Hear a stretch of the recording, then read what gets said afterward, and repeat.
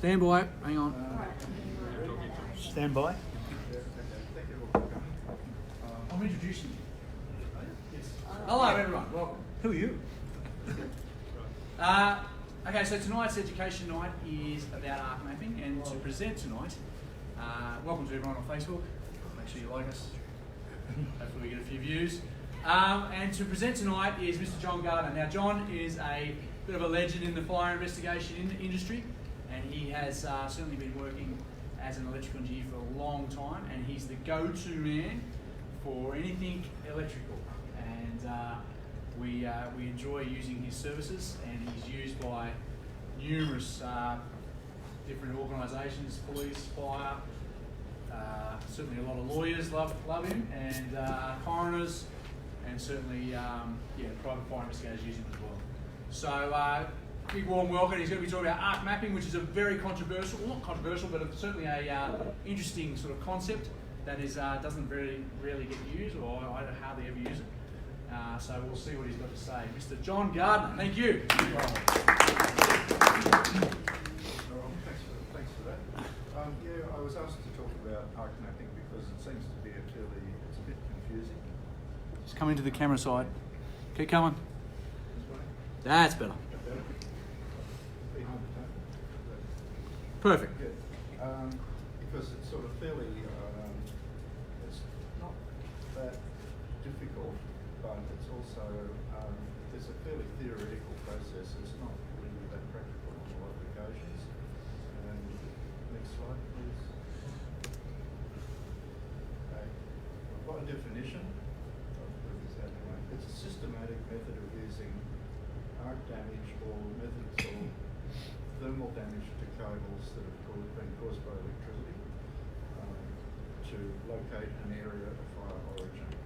So where you get a fire in a building, the fire spreads out and hits the electrical wiring. Parts of it will be short circuit or effectively turn short circuits, but the conductors start arcing together and it melts the conductors. Like in little, you get little hits and erosions, and then what you do is you then plot where those cables were and where the arc damage is found on the cables in the building, and then you'll find, in theory, where the arcing has occurred is generally where the fire origin is. The fire starts in a small area, spreads out, hits the wiring with the ceiling or the roof, and then the fire then spreads, but you get the arcing at the first point where the cables are hit by the fire. Alright, the desired result, I must admit, I've never actually used it. It's been around for such a long time, but I've used parts of it. Parts of it are really useful, but the idea of going through a big building, digging around in the debris and finding sometimes very, very small bits of arcing and melted copper is mostly possible. Sometimes it can be lucky. Anyway, so there we are. The method is the locations where arc damage is found on a diagram before. The desired result is when the arc damage is traced along the various cables, also the points of arc damage most distant from the source should coincide with the area of fire origin. So if you've got your electrical supply switchboard over that end, and you find you've got cables running on the floor that come down on the roof, you find arcing on those cables there and nowhere else. That's probably around about where the fire started. You'll use other evidence as well to locate the area of origin. So this happens when it's traced along. The cables located above or in the area of origin will be the ones first exposed to the fire, and they'll be still live while the power's connected. As the fire spreads, it burns more of the wiring out. You get more short circuits, and the circuit breakers trip, and you won't get any power on the cables, and therefore as the fire burns more of the cable, you won't get any arcing. With no power connected, no further arcing can occur. Next slide. And arcing itself, I guess this is a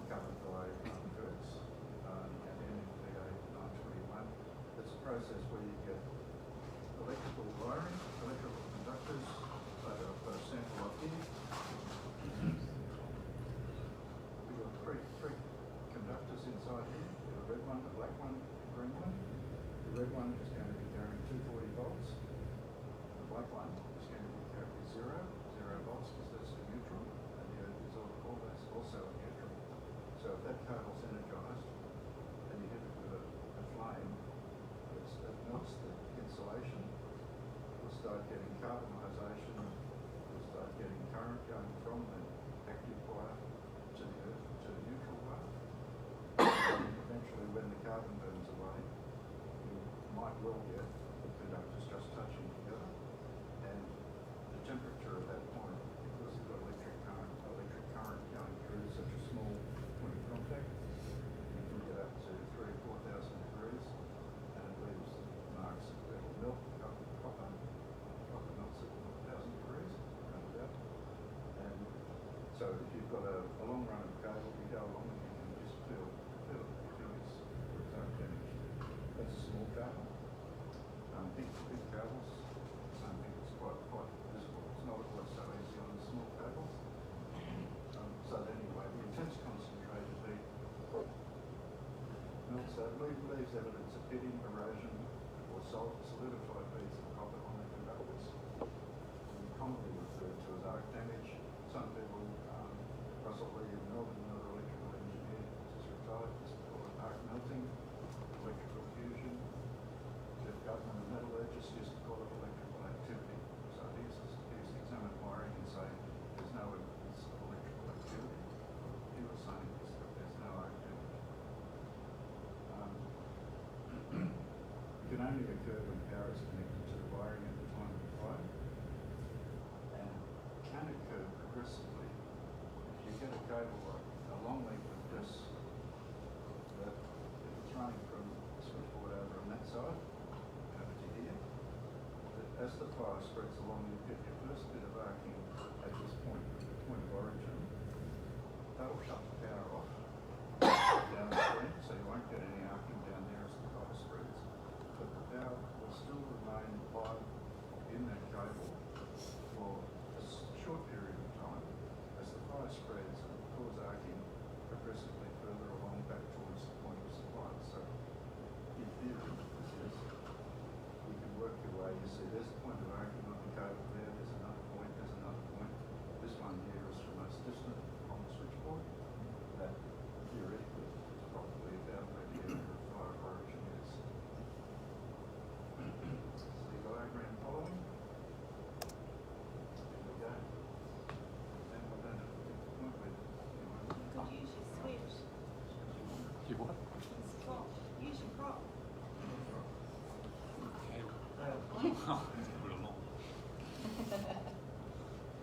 Use your finger. Wait. Sorry.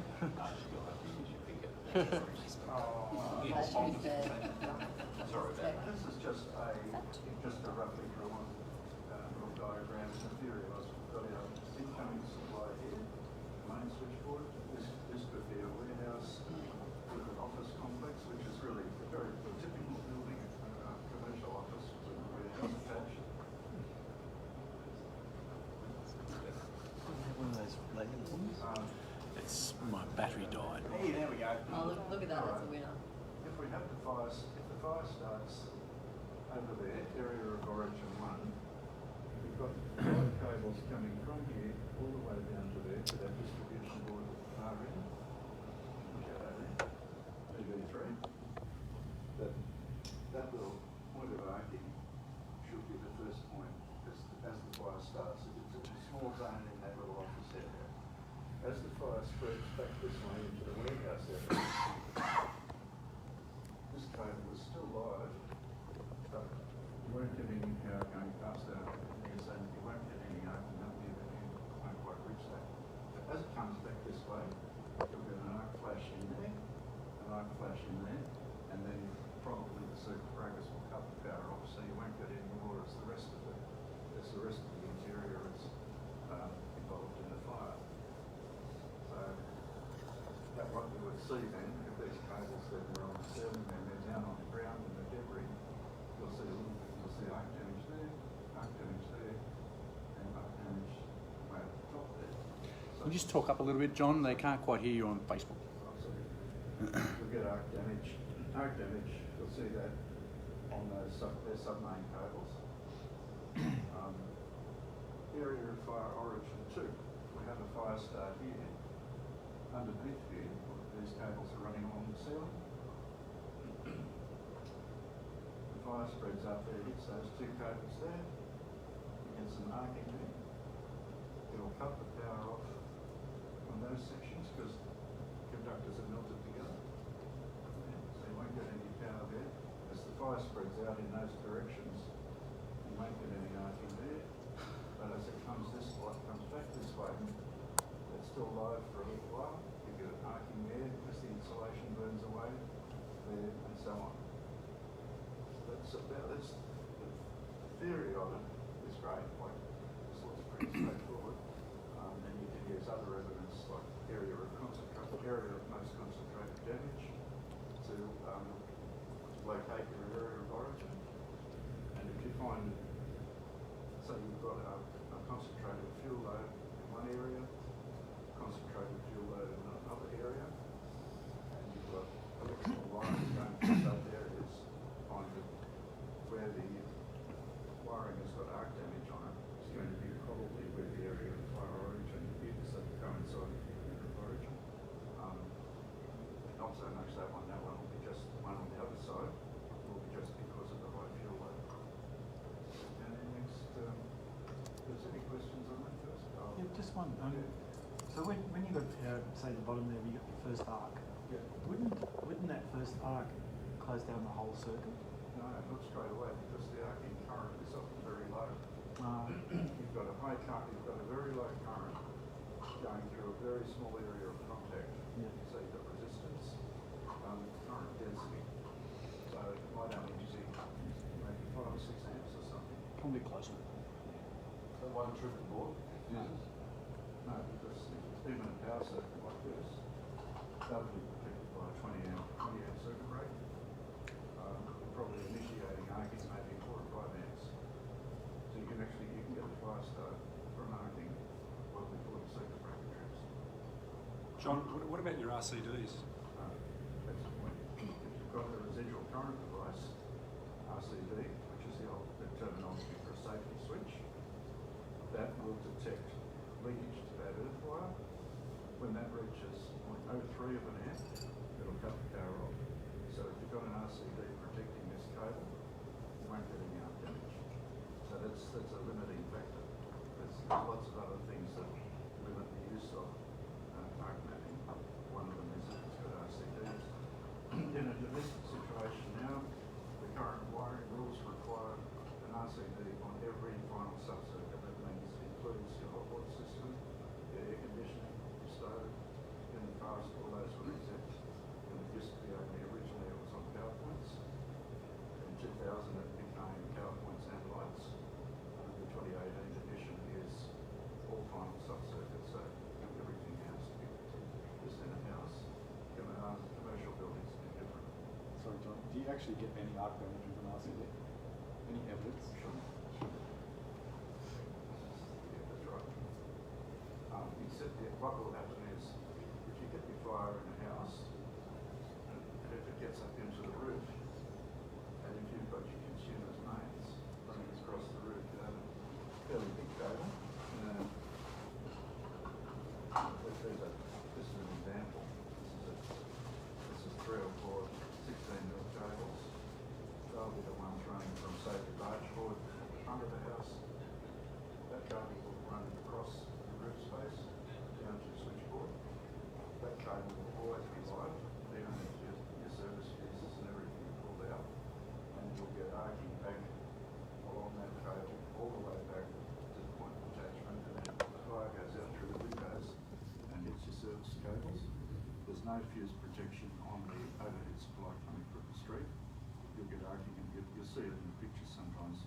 Big arc flashes as the fire hits the cables. I've got another question. Sometimes they run with other cables, don't they? They can do. Yeah.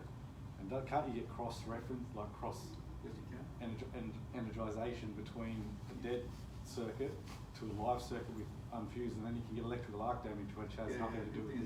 If the insulation's damaged, if you squash those cables together or drive a nail through them, yep, that can happen. Or you get caught on, if you've got a truss frame roof, where you've got the gang nail plates, the little sharp edges things, which if your trousers are crawling around in a roof, they'll also strip the insulation off cables, and that can happen for sure. John, one more, sorry. Yeah, yeah. What about DC with solar? There's so much solar nowadays. Yeah, big problem. Do we still have arc mapping, with solar? Sorry, DC as well? Yeah, same DC more so. Yeah. AC alternating current, it's a little bit suppressed, even though you've got the wave that's going up and down like 50 times a second the voltage. DC, the voltage is there all the time, and so as the conductors move apart, you'll get that plasma build up between the conductors, and you'll have a space where you've got the spark, big spark continuing for a lot longer. DC arcing is a lot harder to suppress. Questions? No? Next. Okay, so pictures, some pictures here, examples. These this is not related to a fire, this is just purely an example of arc damage. These cables came out from under a driveway at a food processing place, was dug up and they were sectioned. So if you've got a large cable, you can recognise the difference between arc damage and just melting. If you see that type of damage to a cable, that is what you see there is that little section there. So you see the cables that melted. What happened? They were laid in very direct in sand. The concrete was put over the top of them. Over a period of time, trucks going up and down. The cables weren't spaced apart. The cables were grouped together.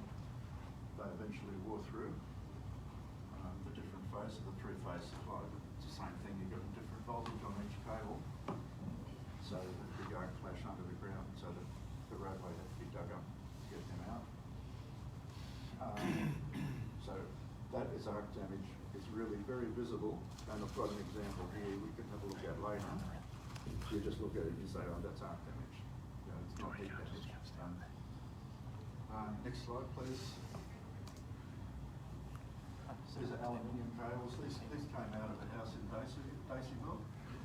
There's a water there. He had a pile of rubbish underneath there.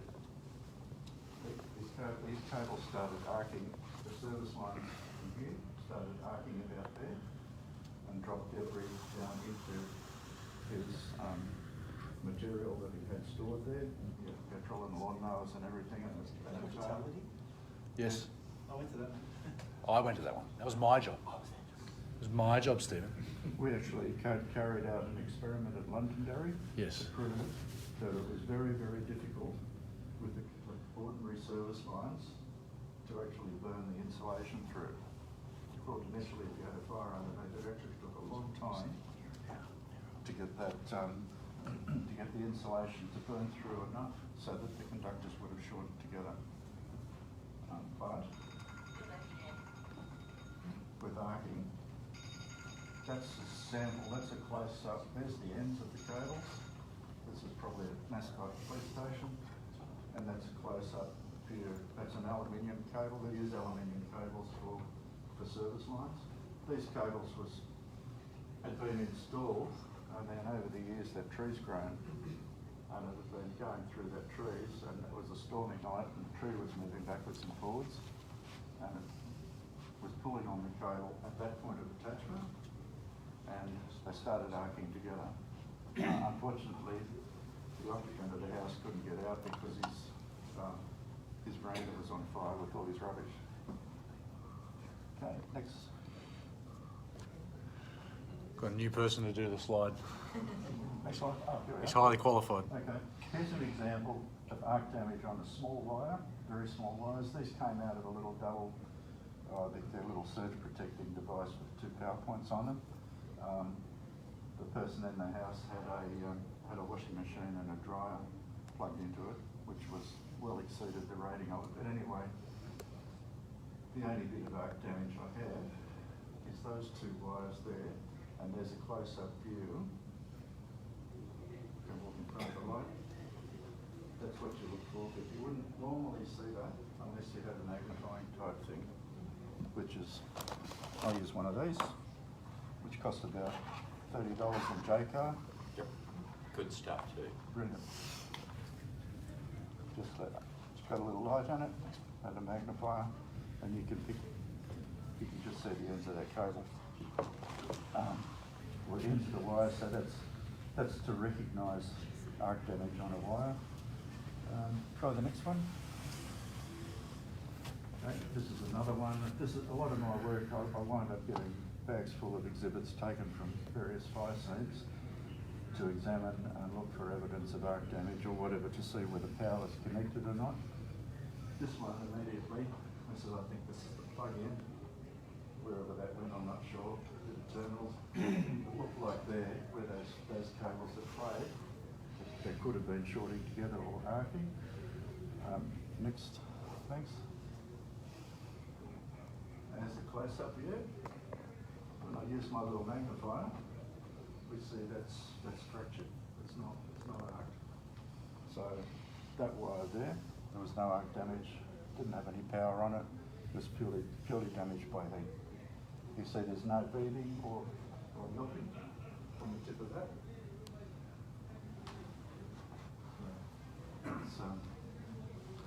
It's not always easy to see. You wouldn't just pick that straight away. I'm not sure what the next one is.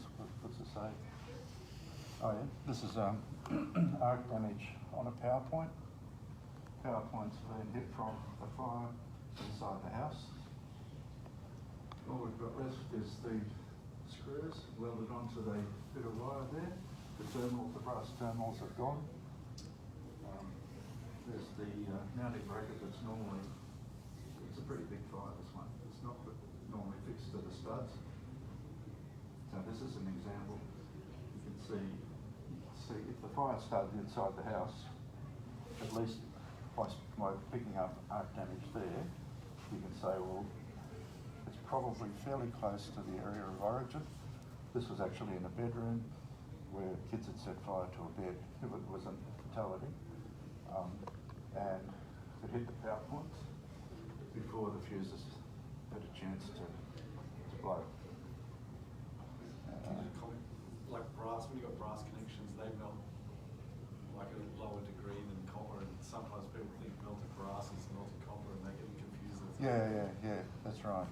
But normally, if they're just exposed to a fire, you'll get the brass is still there. Aluminium's a bit tricky, because aluminium sometimes melts pretty early on. The only way you tell with aluminium is if the melting is along the cable, whereas if it's arc damage, it'll be at a very localised area. There are things that, it's just in general, that's a handy thing. You can. So next slide, okay.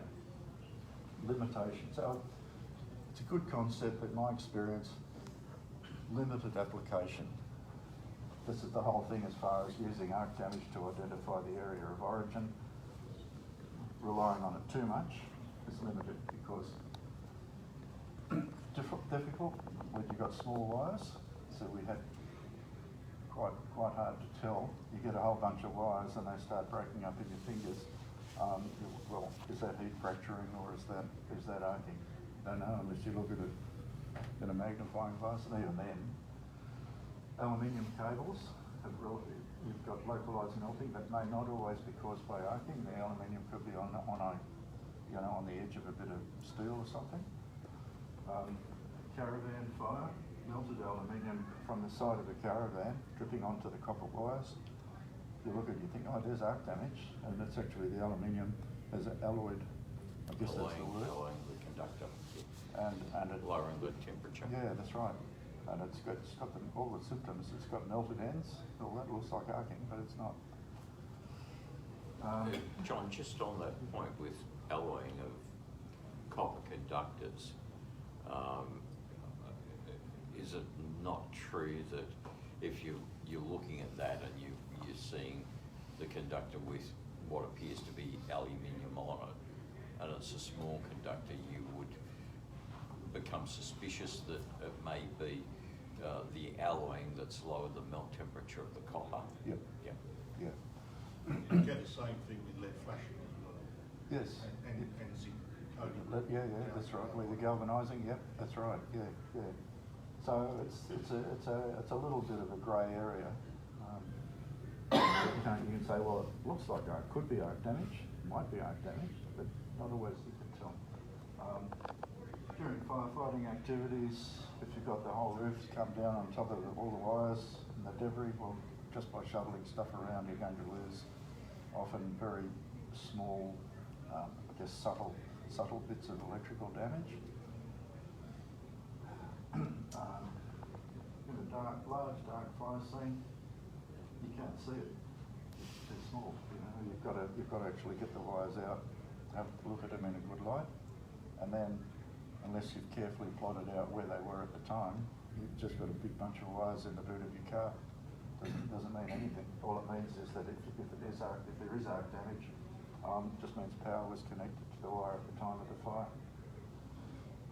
Okay, here's the other, in respect of that last question. Arc damage unlikely to occur where the wiring is protected by residual current safety switches, RCDs, residual current devices.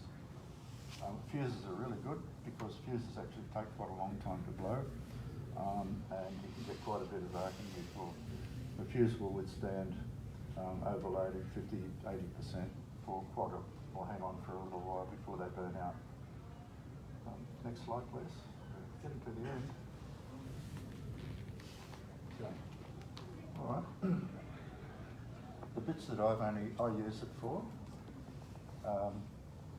Examining the remains of wiring, it's useful, not for the general arc mapping theory, but arc damage on wiring, at least one, confirms the power was connected to the property at the time of the fire, leaving open the possibility that an electrical fault may have caused the fire. At least if you've got arc damage, you know there was power there, you can't rule out an electrical fault. It might still be undetermined, but it's a possibility. This is another one that's very useful. On appliance cords, electric heaters, TV sets or something, washing machines, where you find that you've got arc damage on the cord, you know that there was power connected to either that heater or whatever the appliance was. Doesn't necessarily mean that it was on, but with a radiant heater, then you have a good look at the heating, tell sometimes whether the element was on. Otherwise, it just leaves it possible that it may have caused the fire. If you find arc damage inside an appliance, particularly useful in things like washing machines, the fire starts inside the washing machine where the wires come in through the back, the active and the neutral and the earth. The fire will come up and hit those cables, those wires on the inside. You'll get arcing on the inside. Then the fire goes out, particularly like those top-loading washing machines. The tops are really flammable. That plastic is highly combustible. Fire rushes out of there, it sets fire to the rest of the laundry. You might get some other arc damage around the place, but if the fire has started outside the washing machine and hit the power cord, you'll get arcing there, but you won't get any arc damage inside the machine. So you can say, well, the fire probably didn't start inside the machine or whatever the appliance was. We did one a while ago. I think it was a Sony TV set. I was from Victoria. Peter Collins was the engineer that examined it. The whole room was totaled, but at the back of the plug where the power cord went in, he found arc damage inside the TV. So it meant that the TV was a good indicator that the TV caused the fire. If that hadn't been there was no way of knowing, because there was arc damage on power cords, and in general the whole room was totaled, the house was totaled. But anyway, that wound up being a pretty good law case, that one. It did settle, yeah. Forensic examination, yeah. If you think it started with an electrical, if may be able to tell. That's if you have, you can think, okay, with this, we suspect this is a heater that's caused the fire, we suspect this is the TV set, get it examined forensically, and they might be able to tell you if it caused the fire. Particular example that I've done a few of is people leave stuff on the top of stoves, and then the first responders have gone in and said, oh, you must have had a faulty stove. Yeah, well, fine, and then I get to look at it, and when you, with all the plastic and everything burnt off, you can tell, well, one of those little switches with the flat thing on it is in a different position from the other three, therefore he's left it on. Simple. So instead of them going and trying to sue the stove manufacturer, which they try and do, the guy's just made a mistake.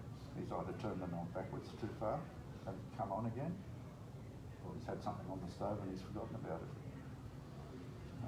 That might be getting close to the end. Try, is there another one? Oh, summary. I'll let that go. Anything there? It's a short summary. Very short summary. Oh, yeah, hang on. Keep going. How's that happen? Oh, too far back. There we go. There we go, summary. Okay. Arc damage on wiring doesn't necessarily mean that an electrical cause of fire, equally likely to be caused by a fire. Pattern of arc damage found on wiring can assist in locating the area of origin, as arcing generally occurs relatively early on in a fire before substantial damage occurs. Point of arc damage most remote or distant from the power source along a cable is often close to the area of origin. If a fire starts in a switchboard and spreads into the building, power to the outgoing circuits will be cut off and you won't have any arc damage. Arc damage may be found on the consumer's mains, which are the incoming supply cables, even if power is disconnected at the switchboard. So you can pull out your service fuses, but you still might have live wiring running around. Appliances like things like air conditioners, even if you've got them turned off, anything on standby is live and it has the potential to catch fire. Dishwashers, washing machines, that stop-start button is only an electronic signal. You've always got mains power going to they have a power line filter in the back. So the only way to ensure that an appliance can't catch fire is to unplug it, turn it off at the power point and unplug it, for what it's worth. Anyway, has anyone got any questions? I've got a question for you, John. Yeah, you've said that Speak up. Yeah, sorry, the power to the outgoing circuits will be cut off, no electrical or no arcing will be found. What happens if the supply cables, which aren't fused, come into contact with the circuit in the fuse box?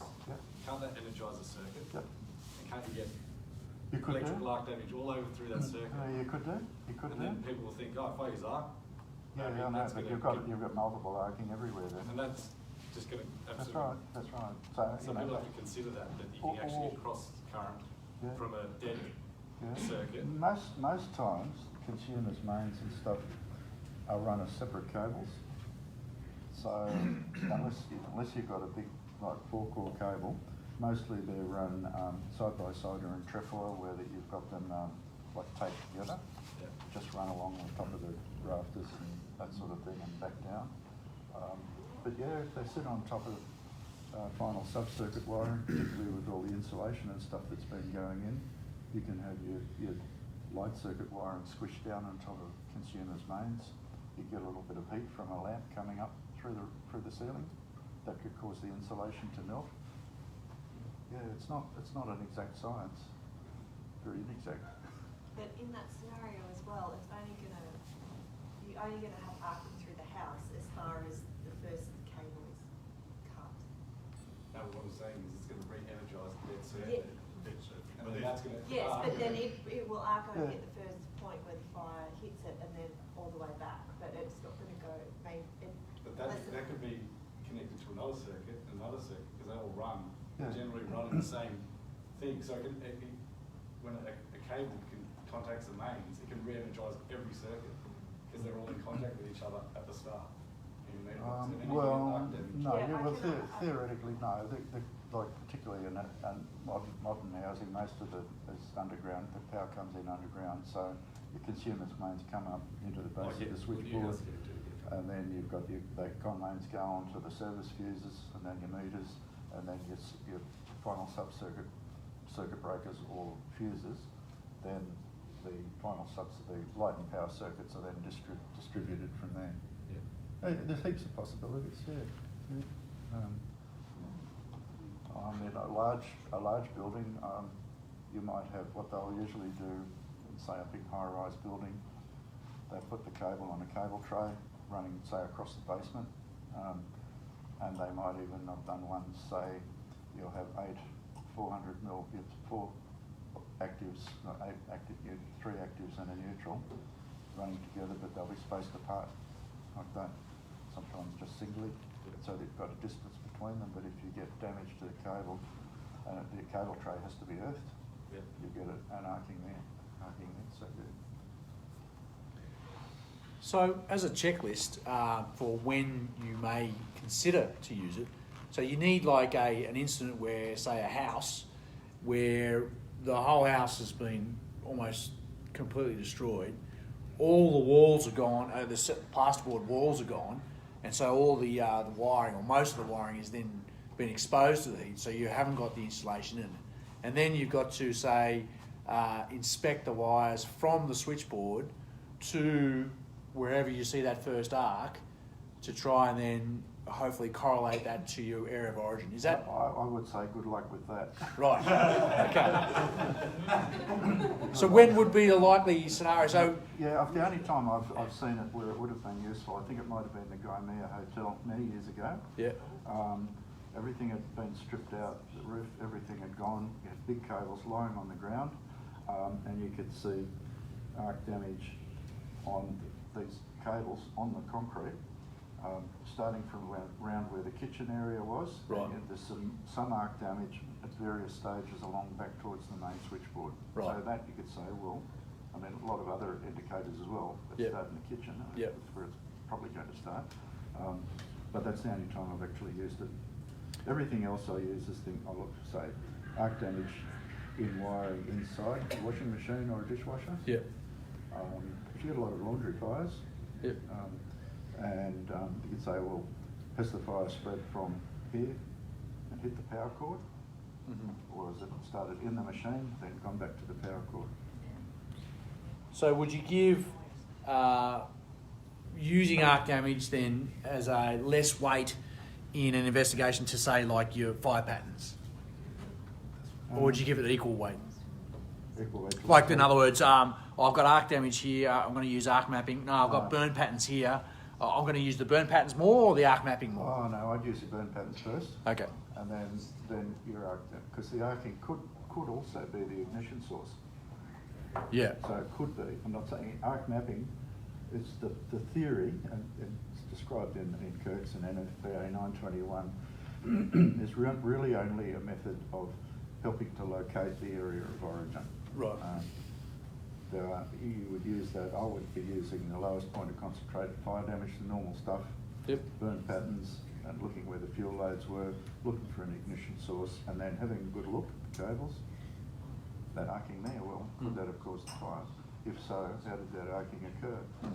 Did it occur because there's been damage, it's been damaged in the ceiling, or has it been damaged by the fire that somebody has already lit in the waste paper bin?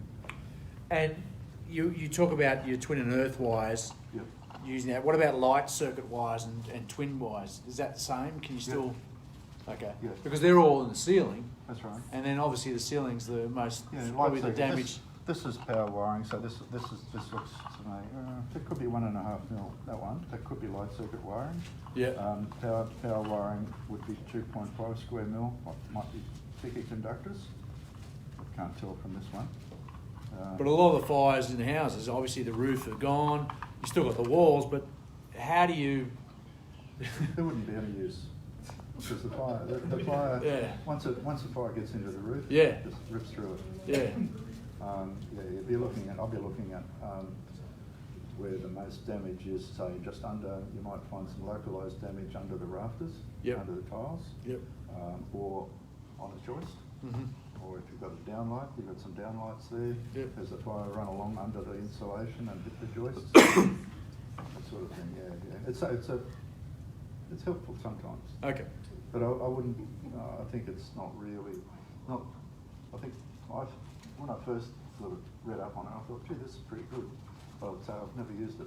That's my point as well. I've never used it as well, and it's like the NFPA 921 talks about the importance of it, and you should be using it. But I think it is important to examine wiring for arc damage. Mm. Same thing for looking for high resistance connections. Not just saying, well, we think the fire started there because there's a lot of damage, and we've seen, oh, there's some burnt wiring there, which is one I've been working on recently. Mm. Oh yeah, there's some electrical stuff there, therefore it must have been the electrical fault that caused the fire. Yeah, okay. I can find arc wiring fine, and I note it down on my sketches, but attributing significance to it based on just what you found in terms of the overall scene that's the hard thing. Yeah. Cause or consequence. The only, yeah. Cause or consequence. Yeah, what's the significance of it? The hardest thing is working out, is it arc damage? That's the hardest thing. Firstly, is it arc damage or is it just melting? Yeah. Oh, yeah, okay. That's the hardest thing. I think as well, you have to bear in mind that a fully ventilated structure fire is quite capable of melting copper. Yes, yeah, that's right. Especially with the materials these days. Yeah. Maybe back in the day, when it was all copper. Yeah, I Not think so much. that house fire work done years ago at Canamble, total loss and multiple fatality. The studs, the wall studs had all fallen out, and there were sections of the wiring in the wall that had just disappeared, had just melted in the fire. And also with the prevalence of RCVs, Yeah. it's going to pretty much wipe this theory out, isn't it? Yep. Except the only where it is useful is where you've got submains, large cables. So these ones here. Anything with RCV protection. Yeah, there won't be any RCD protection on something like that. These will be 25 square mil copper. Arc damage, those bits there, just melted apart. That's not heat, it's too close together. And we've got bits of beading along here in a couple of spots. Can we hand that out, mate? Yeah, sure. Bit of show and tell. I want it back. So from what you're saying then, John, it's more likely to be of use in something like a commercial or industrial type Exactly. premises. Oh, okay. Where you've got, Yeah. unfused, well, not unfused, but you've got unprotected or submains without RCD protection. Yeah, that's right. Your submains, and you might have submains with, say, 600 or 800 amp circuit breakers on the end of it. I think something like a large warehouse where you've got racking. You've got 9-metre racks these days. You know, like I think, what was it? Where was that Botany fire? That one there? Howell Street. Yeah. But where you've got racks all going, and you've got your switchboard right at one end, and the whole building's totally collapsed. If you could find the cables, you might find some arc damage way down there where the first rack caught fire. So there's a couple of odds and ends. There's a sample of your PowerPoint. Yeah. Here's a smaller wire. There you go. That could be either. That could be either. That could be heat. But no, the metallurgy, that's the thing, and sometimes you have to go to metallurgists. Yeah. Jeff Governor used to be really good at that. Haven't seen it, it's gone years now. But John, these conductors, they're all out of buildings. yeah. Don't ask me which ones. I think the first one of these things I did was 2005 or something. So it could be 14 years old, that. Sure. Any other questions for John?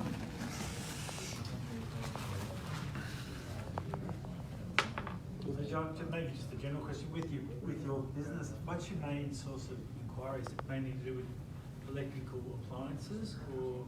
I get a run of appliances, yeah, washing machines, dishwashers. I'm getting a bit of work for, say, Stuart Ritchie does the forensic side of it. If it looks electrical, I'll get a whole bag full of bits and pieces to look at, and then examine them for evidence of electrical faults. Because usually, from the insurance perspective, the insurers are always after a recovery. They're always trying to sue somebody. So, the more and more experience I get, the more undetermined conclusions I'm coming with. Because initially you start off, you're all gung ho, and you think, oh yeah, definitely, this is what's caused the fire. They sort of start going to court, and then you just get beaten down by the other side in cross-examination, and well, maybe I should have just been a little bit more circumspect.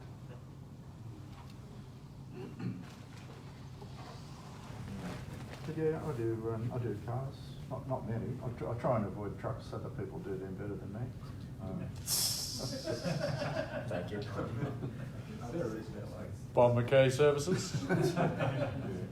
Yeah, I try and stick to my area of expertise.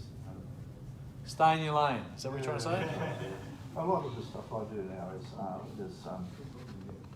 pretty much litigated. It's working for solicitors, yeah, but also the coroner, with the coroner's work, which and prosecution stuff, GPP work, which doesn't matter. It's not worth the money. You don't get paid for it. DPPs. It's terrible money. It's no money. The late payers too, I guess. You do it because it's interesting. Yeah, the criminal stuff's really interesting, but you sit around in court and you only get paid $300 for a day's work or something. Easy. 4 hours actually. The only time I've made money out of a small criminal matter was Orange. I drove from Sydney to Orange one Friday for a committal, and then drove back for the trial on a Monday. So I made $700 on kilometres. That's it. Any other questions for John? Well, thank you, John, again for your presentation, your experience. Thank you, and a nice little gift. Thank you. And thank you to our Facebook. I'm sorry, I'm still learning on the Facebook. I've got the thing the wrong way. The sound wasn't that good, but if you speak loud, you can hear. Special hello to Paul Sweeney from Ireland. Do you believe that? He's logging in from Ireland. He's got no life. Anyway, our next education night will be in October, won't it, Mark? And what's it going to be on? Probably vehicle fires because we're going. Oh, really?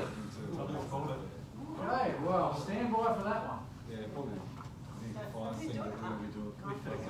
Oh, Mark can do that one. Mark can do that presentation. October, first Thursday in October. We'll be back at, I guess, Fire Rescue, I guess, maybe, possibly. But anyway, thanks a lot for your help and staying. And if you get another drink, go and see Taylor. She'll shout you 1,000 drinks. And we'll see you at the next one. Thank you. Thank you.